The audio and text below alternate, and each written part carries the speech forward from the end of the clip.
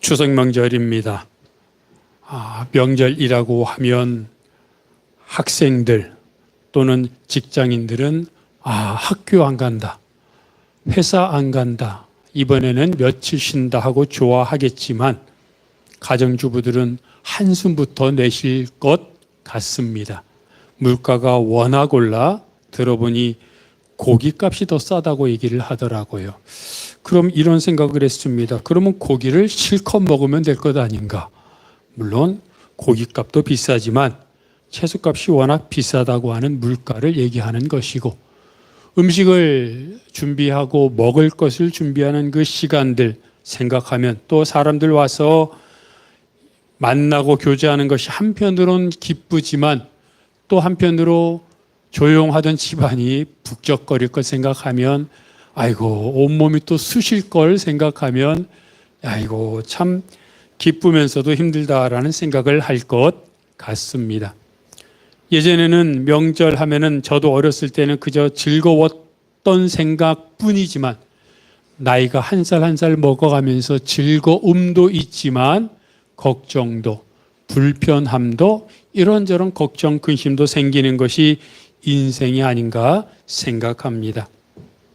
그래서 요즘은 추석 명절을 세면 과거에는 무슨 열차를 타고 또 고속버스를 타고 양손 가득 선물 가고 가는 모습들이 있었고 지금도 물론 있지만 이제는 그런 풍경보다는 여행을 가기도 하고 집안에 방에 콕 박혀서 밖으로 나오지 않기도 하고 또 해외로 여행 가기도 하고 그냥 친척들을 만나기보다는 가족들끼리 단촐하게 보내는 그런 모습을 명절로 보내기도 하는 것 같습니다.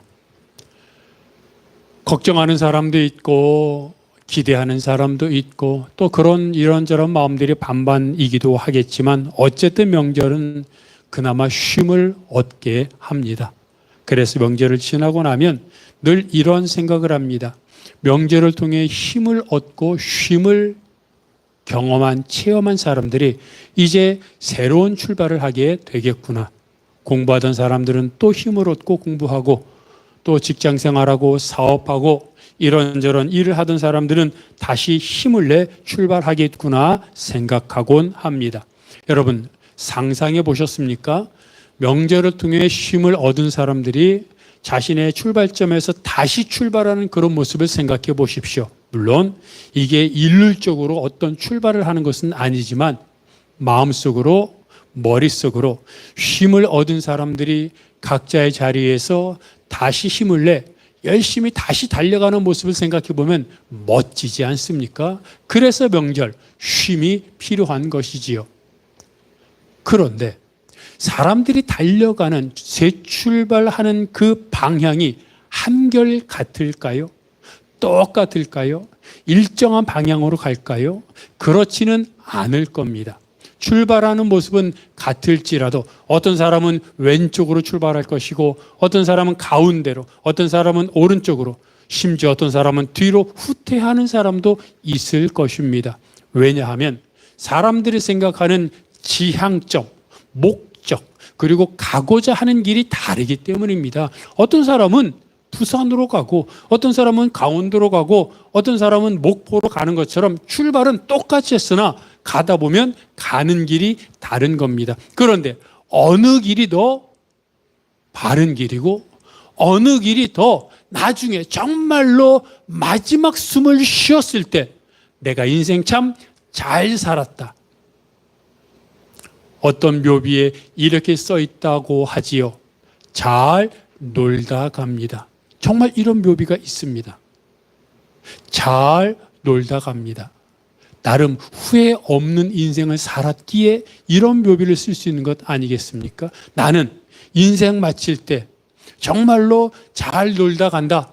소풍 잘 떠났었다라고 말할 수 있는 인생이 되려면 어디로 가야 내가 지금 가고 있는 방향은 맞는지 이 명절을 통해 다시 한번 돌아보고 그래서 칼을 갈기도 하고 다시 한번 힘을 얻어야 될 것 아니겠습니까? 그래서 성경은 늘 우리들에게 어디로 가야 하는지, 그리고 어떤 삶이 정말 우리에게 성공적인 삶, 형통한 삶인지를 보여주고 심지어는 비교해주고 있습니다. 성경은 첫 번째로 우리들에게 육체의 연단에 대해서 말하고 있습니다. 여러분, 얼마 전에 프랑스 파리에서 제33회 올림픽이 열렸습니다. 그곳에서 17일 동안 세계 각국의 선수들이 그동안 준비한 모든 기량을 펼쳤는데, 우리나라는 올림픽에서 금 13개, 은 9개, 동 10개, 총 32개의 메달을 획득했습니다. 사실 올림픽에 참가한다는 것 자체가 영광입니다. 왜냐하면 올림픽에 참가하려면 각 나라의 최고의 선수들만 오기 때문입니다. 그리고 최고의 선수만 오는 게 아니라 올림픽에 참여하기 위해서는 예선을 거쳐야 되기 때문에 각 나라 중에서도 뽑힌 선수들, 그 선수들이 참여하니까 참여하는 것만으로도 대단합니다. 그런데 이왕이면 올림픽에 참가했으니 그곳에서 좋은 결실을 얻으려고 나름 얼마나 최선을 다했겠습니까? 시차가 있어서 우리나라가 밤중 또는 새벽에 경기가 열리곤 했는데, 어떤 분들은 그 경기를 보기 위해 밤잠을 설치기도 했을 것입니다. 그런데 그렇게 참가한 선수들이 흘린 땀과 눈물이 얼마나 많았겠습니까? 참가했던 또는 지난번 올림픽에 참석했었던 선수들의 이야기를, 인터뷰를 들어보면 다시 올림픽에 가기 위해 훈련소에 입소하는 게 두렵다고 말을 하지요. 왜냐하면 훈련이 얼마나 힘든지를 이미 경험해 봤기 때문에 4년 동안 그 훈련을 다시 할 거 생각하면 벌써부터 오금이 저린다는 겁니다. 그런데도 갑니다. 왜입니까? 그 올림픽을 통해, 그 맺은 결실을 통해 나에게 주어지는 대가가 엄청나기 때문입니다.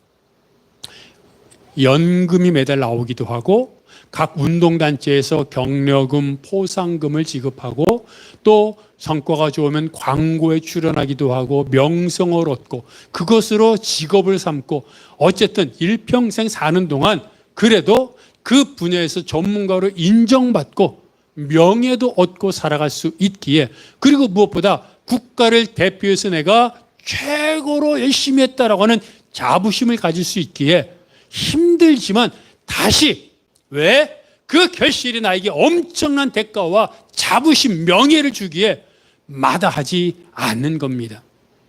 그런데 여러분, 올림픽에 참가하는 운동선수만 그렇습니까? 아닙니다. 사람들이 사는 매사의 모든 일들이 다 그렇습니다. 운동만 어렵습니까? 공부는 얼마나 또 어렵습니까? 앉아서 공부만 하면 된다, 앉아있기만 하면 된다고 말하지만 앉아있기만 한다고 되는 게 아닙니다. 머리를 써야 되고요. 얼마나 힘든지 모릅니다. 그래서 공부의 수고를 통해서 좋은 학교, 좋은 회사, 또 좋은 열매를 얻게 되는 겁니다. 예술가의 길은 쉽습니까? 아닙니다.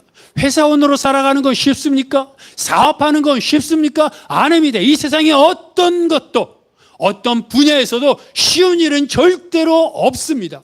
그럼에도 사람들이 운동을 통해, 예술가의 길을 통해 공부, 회사원, 사업, 이 일을 계속해서 하는 것은 이 일을 통해 나에게 주어지는 대가, 결실, 열매가 있고, 그것이 나를 기쁘게 하고 나를 자랑스럽게 하기 때문입니다.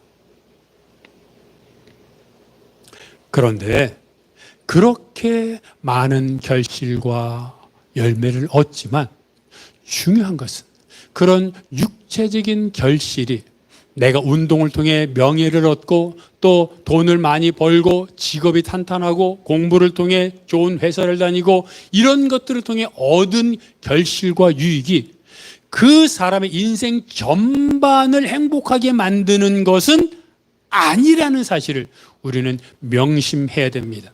결실이 분명하게 큰 유익이 있습니다.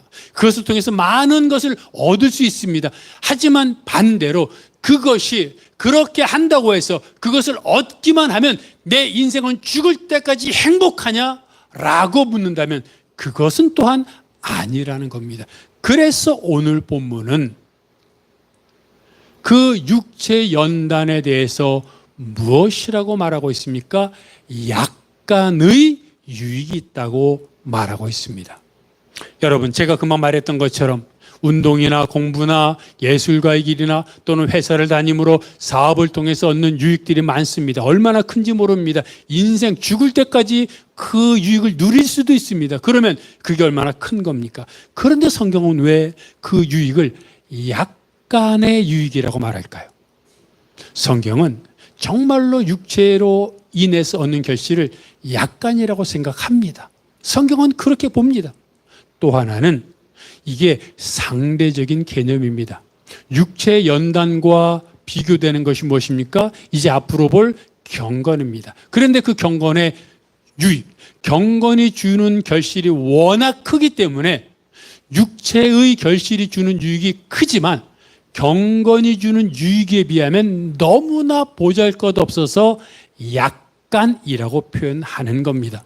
그리고 또 성경을 보면 이런 육체 연단을 통해서 얻는 유익을 오늘 본문은 약간이다, 모든 부분이 아닌 약간이다라고 말하고 있는데, 또 다른 성경 고린도전서 9장 24절부터 25절은 이렇게 표현하고 있습니다. 여러분, 고린도전서 9장 24절과 25절을 읽어볼까요? 시작.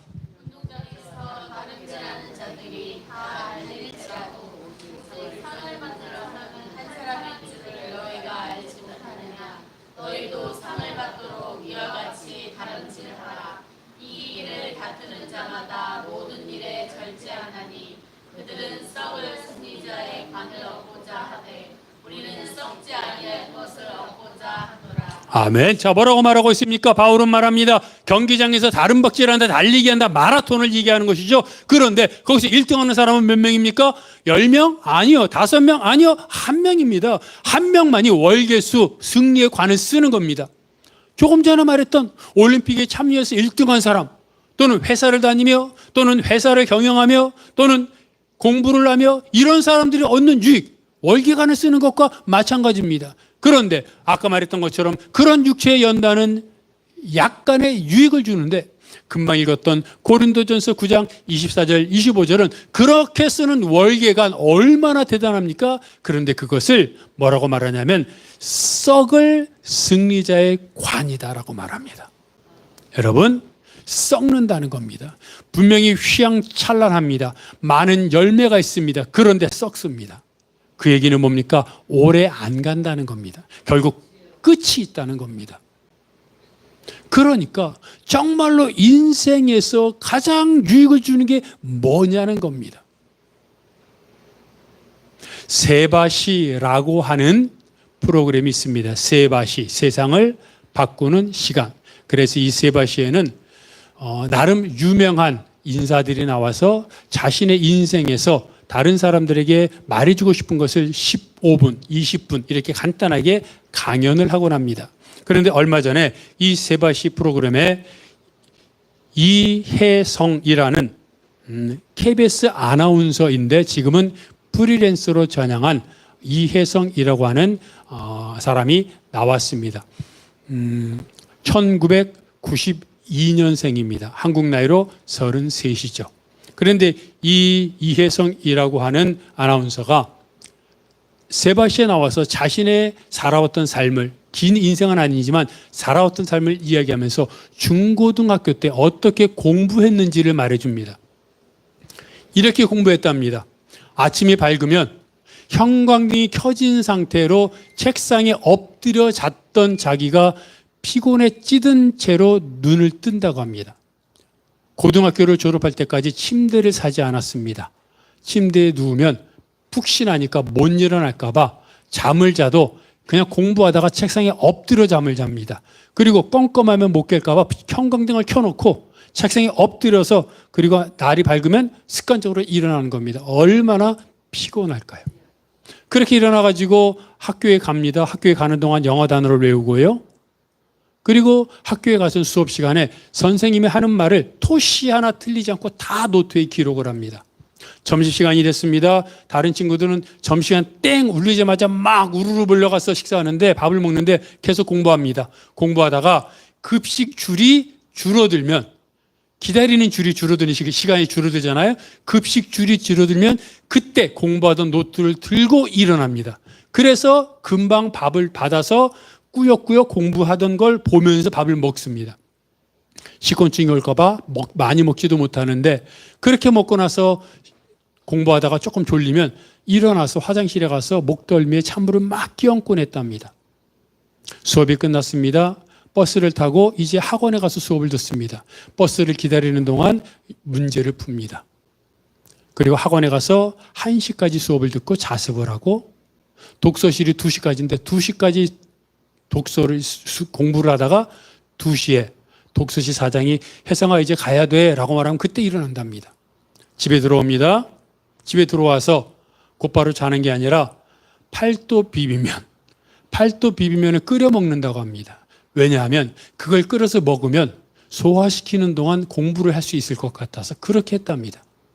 하도 공부를 하니까 아버지가 새벽 4시면 무조건 소등이야. 너 무조건 자야 되라고 말을 했답니다. 그러니까 공부를 더 하려고 새벽 4시에 이불을 덮어쓰고 그 안에 스탠드 조명을 켜놓고 공부하기도 했답니다. 그렇게 공부했습니다. 학교에서 공부하다가 그렇게 공부하니까 편두통이 오고 구토 증세가 있어서 양호실에 가면 양호실에서 이러다가 내가 양호실에 있는 동안 선생님이 말한 내용 중에 하나라도 시험에 나오면 어떡하지? 불안했답니다. 이렇게 공부를 하면서도 여전히 나보다 머리가 좋고 전국에서 날아다니는 애들을 생각하면 불안했고, 나는 이렇게 공부해도 충분하지 않아라는 그런 마음속에 불안함이 늘 있었다고 합니다. 그런데 이 이혜성 아나운서가 그렇게 해서 서울대 경영학과에 입학했습니다. 입학하고 나니까 이제 모든 게 다 끝나지 않았습니까? 더 이상 주변에서 공부하란 말을 안 합니다. 근데 그때부터 방황이 시작됐습니다. 내가 왜 공부했지? 내 목표가 이것이었나? 지금까지 공부만 보고 달려왔으니까 엄청나게 많은 방황을 했습니다. 하루 16시간 동안 앉아있으면서 고생했던 허리와 목을 치료하느라 매일 병원에 가야 했습니다. 새로운 목표가 필요했습니다. 너무 방황하다 보니까 새로운 목표가 필요했는데, 그때 학생들을 보니까 대학교를 입학하면서부터 이제 헬스장을 끊고 여학생들 보니까 하이힐을 신고 화장을 하더라는 겁니다. 아, 나도 외모를 가꿔야겠구나. 그래서 그때부터 이제 외모 가꾸기 프로젝트가 시작됩니다. 무염 닭가슴살 한 덩이와 생 오이를 들고 학교를 갑니다. 일반식을 먹으면 살찔까봐 그것만 먹습니다. 일반식 먹으면 살찔까봐 친구들하고 약속도 안 잡습니다. 그렇게 하고 웨이트 트레이닝을 하는데 엄청나게 해서 35kg을 빼기도 했습니다. 그러면 뭐가 찾아옵니까? 요요 현상이 찾아오죠. 막 폭식하며 먹게 됩니다. 얼마나 먹었냐면 치즈케이크, 생크림 도너츠, 막 무슨 베이글 이런 걸 막 먹었는데, 던킨 도너츠 1+1 2박스를 사가지고 매장에서 그 자리에 앉아서 그 2박스를 다 먹기도 했답니다. 그렇게 폭식을 했습니다. 폭식을 했으니까 이제 또 살을 빼야 되잖아요. 살을 뺄 때는 줄넘기를 하는데 한 번 하면 10,000번. 달리는데 한 번 달리면 20km. 가지고 10,000번을 하는데 시간을 재보니까 1시간 45분이 걸리고, 달리는데 20km 달리는 거 재보니까 1시간 약 50분이 걸리더랍니다. 그렇게 이혜성 아나운서는 뭘 하면 그냥 끝을 보는 성격이었던 겁니다. 10,000번의 줄넘기, 20km 달리기, 또 폭식을 하면 도넛 1+1 2박스를 다 먹고, 이런 삶을 왔다 갔다 했습니다. 그러면서 말합니다. 나는 중고등학교 때는 좋은 대학을 가기 위해 노력했고, 좋은 학교를 가기 위해, 그리고 대학교 시절에는 좋은 외모를 가꾸기 위해 노력했습니다. 그리고 졸업 시즌에는 KBS 아나운서라는 좋은 회사를 다니기 위해 노력했습니다. 그런데 좋은 학교, 좋은 외모, 좋은 회사, 이런 좋음이라고 하는 그 기준은 누가 가르쳐 줬습니까? 라고 묻습니다. 내 속에서 좋다고 말한 게 아니라 외부에서 사람들이 말하더라는 겁니다. 사람들이 좋은 학교 나오면 좋은 외모를 가꾸면, 좋은 회사 다니면, 그리고 좋은 가방을 들고 다니고 SNS 핫한 곳에 가서 SNS 찍어서 올리고 영어 유치원에 애들을 보내고 그리고 좋은 차를 타고 다니면 너는 멋진 사람이야. 너는 성공한 거야. 너는 남들이 부러워할 거야. 이렇게 자꾸 주입하더라는 겁니다. 그런데 이런 걸 자꾸 반복하고 목표를 설정하고 달성하고 또 목표를 설정하고 달성하고 왜? 그거를 달성하고 나면 또 공허하니까 다른 목표를 세우는 겁니다. 달성하고 세우고 성취하고 달성하고 이런 것들을 계속해서 반복하면서 깨달은 것이 있다라는 겁니다. 무엇이 중요한디? 남들이 나에게 강요한 것 그리고 눈앞에 있는 것을 얻기 위해 아무것도 바라보지 않고 달리는 것만이 중요한 것이 아니라 내가 좋아하는 것, 내가 잘할 수 있는 것, 남들의 시선에서 떠나서 내가 하고 싶고 잘하는 것을 하는 친구들을 보니까 그들이 오히려 돈도 잘 벌고 그들이 오히려 즐겁게 살고 그들이 오히려 성공하더라는 겁니다. 그러면서 이혜성 아나운서는 지금까지는 다른 사람들이 나에게 주입했던 그런 가치관, 그런 목표를 향해서 살아왔다면 이제는 내가 주관적으로 어떤 것을 해야 되는지 그리고 바로 눈앞에 있는 것이 아닌 좀 더 멀리 보며 삶의 여유를 찾으며 살아가고 있다고 말합니다. 그리고 집 안에 있는 거실의 한 거울에 포스트잇으로 이렇게 써놨다고 하는데 이렇게 말합니다. 나를 평가의 대상으로 만들지 말자. 내가 다른 사람들로부터 평가를 받는 것이 아니라 내가 주체적으로 무엇을 하든 내가 좋아하는 것, 내가 잘할 수 있는 것, 그리고 내 마음 가운데 편두통을 앓고 그리고 압박감을 느끼며 하는 것이 아니라 내가 즐거워하면서 하자 이렇게 이야기를 하면서 세바시에서 강연을 마무리합니다.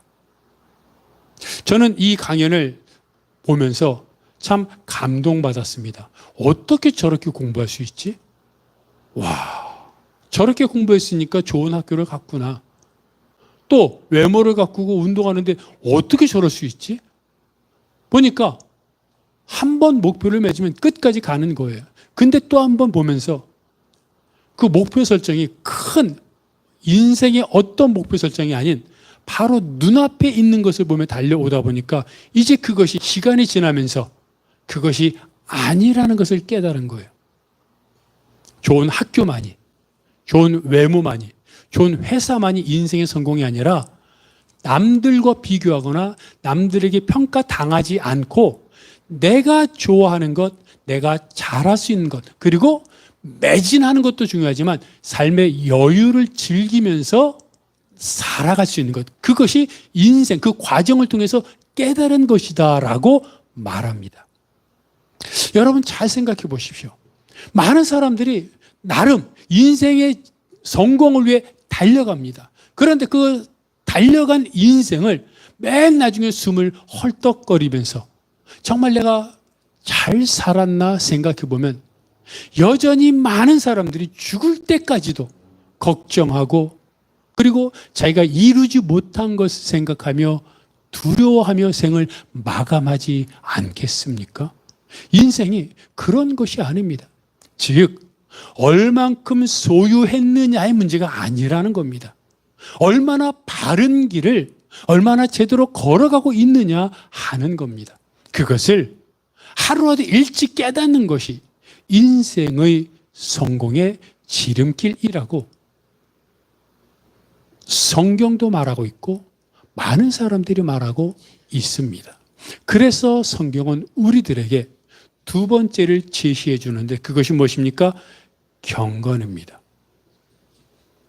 바울은 육체 연단에 대해서 말한 다음에 자신의 믿음 안에서 참 아들 된 디모데에게 이렇게 말합니다. 여러분, 다른 사람들에게 하는 말과 자기 자녀에게 하는 말은 그래도 다르지 않겠습니까? 자녀에게 하는 말이 정말 진짜 아닙니까? 근데 자기의 믿음 안에서 참 아들 된 디모데에게 말합니다. 경건에 이르도록 너를 연단하라. 경건은 범사에 유익하니 금생과 내생, 지금의 세상과 앞으로 올 세상에서 생명을 얻게 한다고 말합니다. 그런데 여러분, 조금 전에 제가 뭐라 그랬습니까? 육체 연단은 약간의 유익이 있다 그랬죠. 근데 경건은 범사의 유익이 있다고 말합니다. 그리고 육체의 연단이 뭐라 그랬습니까? 고린도전서 9장 24절 25절에서 썩을 승리자의 관이라 그랬죠. 근데 경건은 뭐라고 말합니까? 금생, 내생, 즉 지금 세상과 앞으로 오는 세상에서 생명, 영생을 얻게 한다고 말합니다. 완전히 대비되지 않습니까? 완전히 구별되지 않습니까? 바로 바울은 이것을 알고 있기에 자기의 믿음 안에서 참 아들된 디모데에게 너 제대로 살아라. 어떤 게 중요한지 깨달아라 말하고 있는 겁니다. 여러분, 그래서 누가복음 8장 2절과 3절을 보면 예수님을 섬겼던 여성들, 여자들에 대해서 얘기하고 있는데 그 중에 하나가 막달라 마리아입니다. 여러분, 막달라 마리아는 7 귀신이 들렸던 여인입니다. 벌써 감이 오지 않습니까? 얼마나 사람들에게 무시당하고 돌멩이질을 당하고 돌팔매질을 당하고 얼마나 사람들이 비웃고 쳐다보지도 않고 정말 암흑 같은 지옥 같은 삶을 살았겠습니까? 그런데 그 마리아를 예수님이 귀신을 쫓아내 주었습니다. 그러면 나 같으면, 우리 같으면 어떻게 하겠습니까? 내가 귀신 들리면서 사람들에게 그렇게 무시당하고 지옥 같은 삶을 살았던 그 동네를 떠나는 게 정상 아닙니까? 왜? 나의 비참한 인생을 알고 나의 비참한 과거를 알고 있는 동네보다는 새로운 동네 가서 모르는 사람들에게 정상적인 삶을 사는 게 더 낫지 않을까요? 근데 마리아는 그렇게 하지 않습니다. 오히려 예수님을 따라다니며 섬깁니다. 그러면 어떤 일이 일어납니까? 예수님을 만나려고 오는 사람들마다 마리아를 보면서 이렇게 말하죠. 저 귀신 들렸던 여자.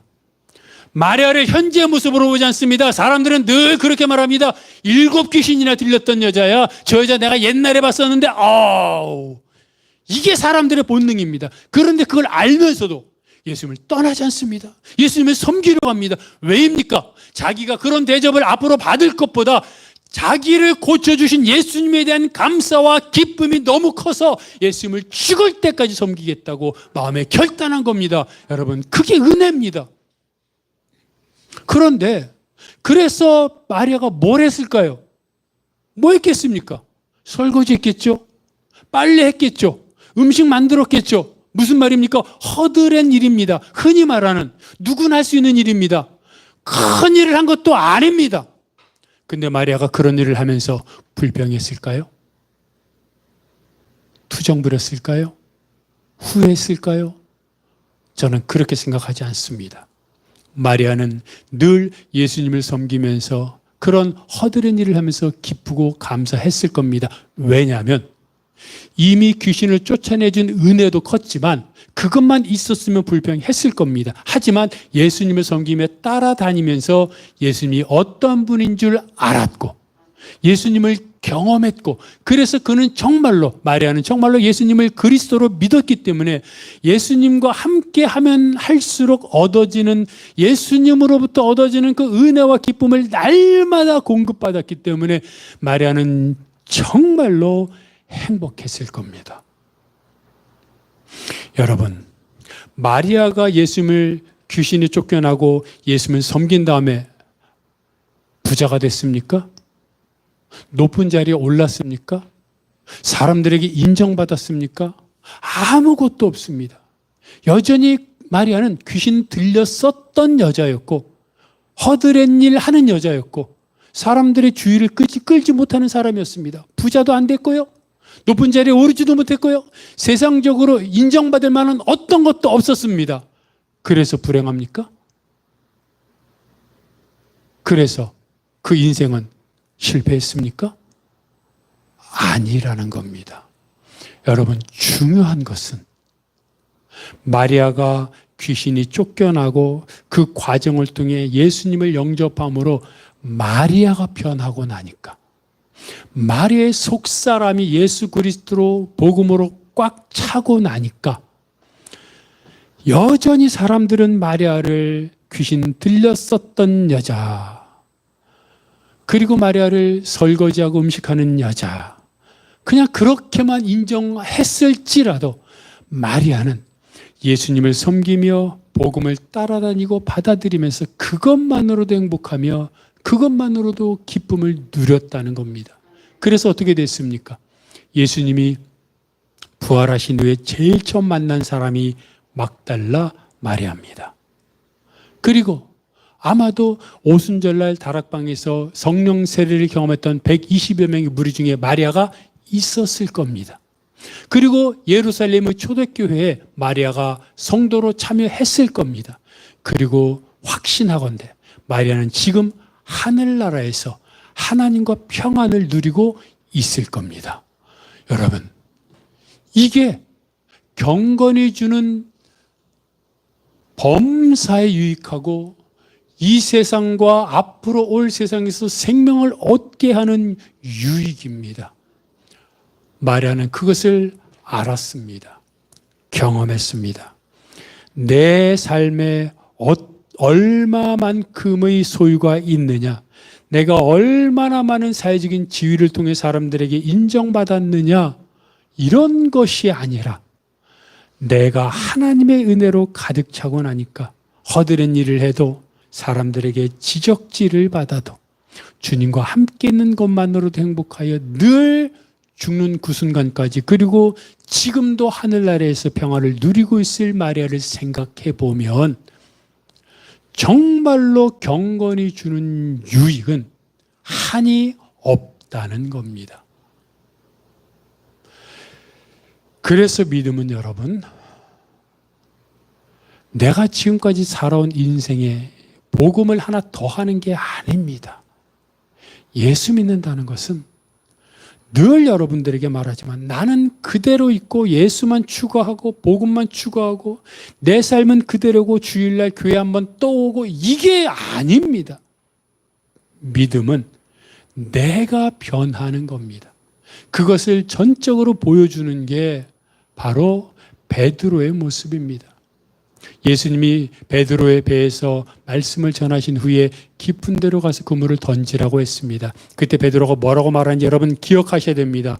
누가복음 5장에 보면 베드로가 이렇게 말합니다. 선생님이라고 말합니다. 존경하지만 구세주로 인정하지 않은 겁니다. 그랬던 베드로가 물고기를 가득 채운 이적을 경험하고 나니까 예수님 앞에 나와 무릎 꿇고 엎드리며 말합니다. 주여, 나를 떠나소서, 나는 죄인입니다. 조금 전까지 선생이었습니다. 그래도 지금은 주님입니다. 그리고 예수님을 따르는 제자가 되었습니다. 그리고 나서 여전히 그럼에도 불구하고 죄를 짓고 교만하고 결정적으로 예수님이 공회에서 신문받을 때 3번이나 부인했죠. 그랬던 베드로가 어떻게 되었습니까? 오순절에 성령 세례를 경험함으로 인해 인생이 변화되었습니다. 그리스도인들은 다 베드로와 같은 과정을 겪습니다. 베드로가 예수님을 선생님이라고 했을 때 예수님을 처음 봤기 때문에 선생님이라고 말한 게 아닙니다. 이미 요한복음 1장을 보면 베드로가 예수님을 만났음을 말해주고 있습니다. 그때 예수님은 베드로를 처음 봤을 때 원래 이름이 시몬인데 그 시몬에게 베드로라고 말씀을 처음 볼 때부터 별명을 지어 주셨습니다. 그런데 그리고 나서 아마도 베드로는 예수님을 여러 번 따라다녔을 겁니다. 하지만 그때의 베드로에게 예수님은 자기 인생에 그냥 예수님이라는 사람을 한 번 더 더한 것뿐이었습니다.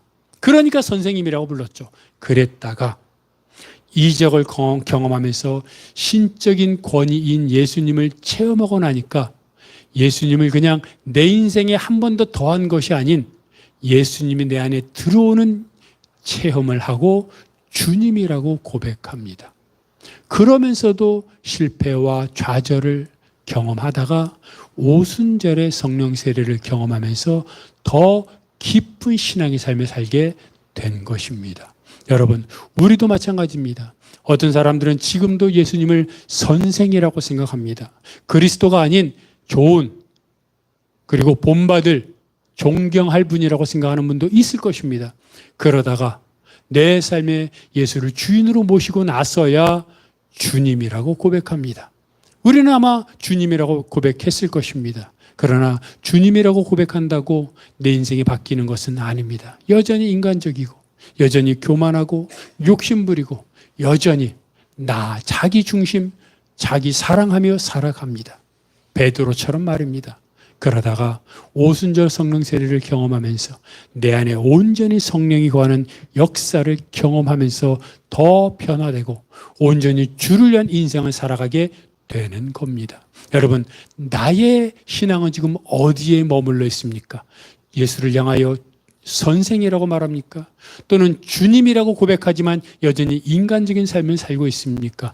아니면 성령 세례를 경험함으로 오직 주만을 위해 내 모든 것을 다 던지는 인생을 살고 있습니까? 아마도 우리는 이 가운데 선생, 그리고 주님, 그리고 오순절 성령 세례 이 세 바운드리 속에 아마 어딘가에 있을 터인데, 이것을 우리가 제대로 알아야 내가 있는 그 자리만큼 하나님의 은혜를 경험하고 주님을 위해 살아가게 되는 겁니다. 그래야 마리아처럼, 막달라 마리아처럼 주만을 섬기며 주님만을 바라보기만 해도, 주님 옆에 있기만 해도 세상적인 어떤 것이 없어도 기뻐하는 감사의 삶을 살 수 있게 되는 겁니다. 여러분, 성경은 육체 연단 중요하지만 그러나 그것이 전부가 아님을 말합니다. 오히려 가장 근저에 경건에 이르는 연단을 통해서 내가 주님 앞에 나아가야, 주님을 만나야, 주님을 경험해야 선생님이 주인이 되시고 주님이 된 이후에 내가 성령 세례를 경험함으로 다시 한번 주님과 온전히 동행하는 삶을 살 수 있게 되는 것을 기억하면서 내가 주님만 바라봄으로 인해 정말 내 인생에서 주님과 동행하는 은혜를 날마다 누리며 살겠다고 다시 한번 결단하는 여러분이 되시기를 바랍니다. 이 시간 말씀을 기억하면서 다 함께 일어나셔서 이 산지를 내게 주소서. 주님이 주신 땅으로 한 걸음씩 달려 나아갈 때에 끝까지 주님을 섬기며 살겠다고 결단하면서 찬양하겠습니다. 주님이 주신 땅으로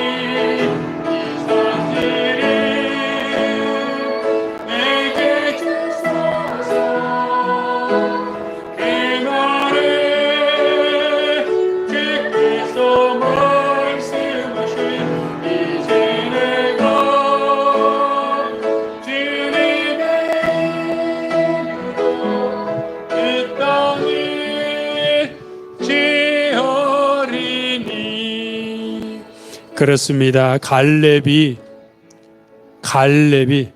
죽을 때까지 주를 위해 싸우겠다고 산지를 달라고 했습니다. 주를 위해 고생했으니 내가 이제 평안히 살 휴양지를 달라 그런 게 아니라 여전히 수많은 적이 들끓는 그 땅을 주면 내가 싸우겠다고 했던 것입니다.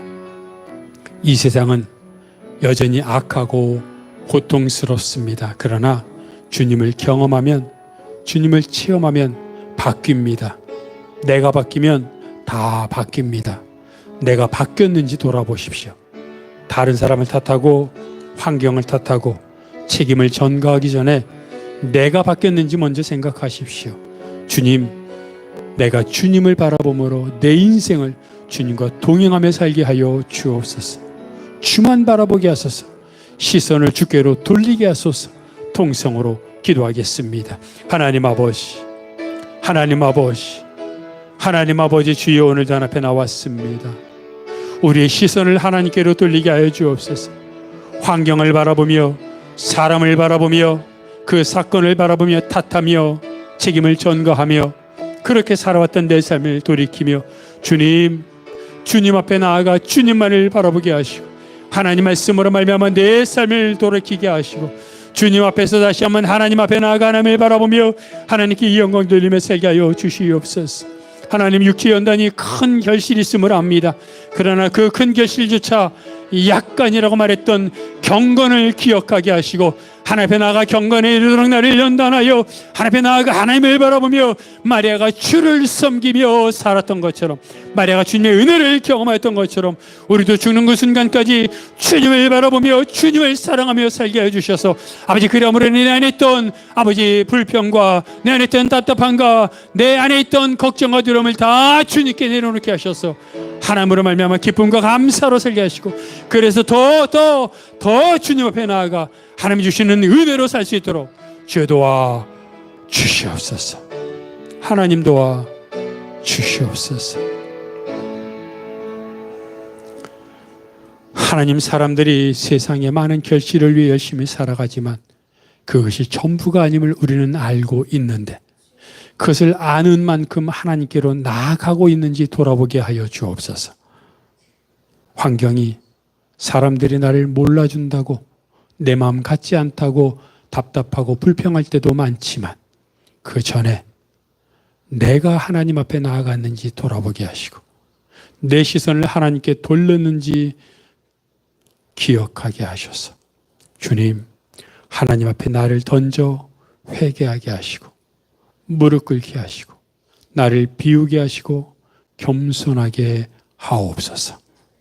이 모든 것 예수 그리스도의 이름으로 기도하오며 이제는 우리 주 예수 그리스도의 은혜와 아버지 하나님의 사랑하심과 성령님의 교통하심이 주를 위해 주님과 동행하며 경건에 이르도록 주님과 함께하겠다고 결단하는 모든 성도들 머리 위에, 그들의 가정과 사역과 기도 제목 위에, 이 교회, 이 민족, 온 세계 복음화 위에 영원토록 함께 없시기를 간절히 축원하옵나이다. 아멘.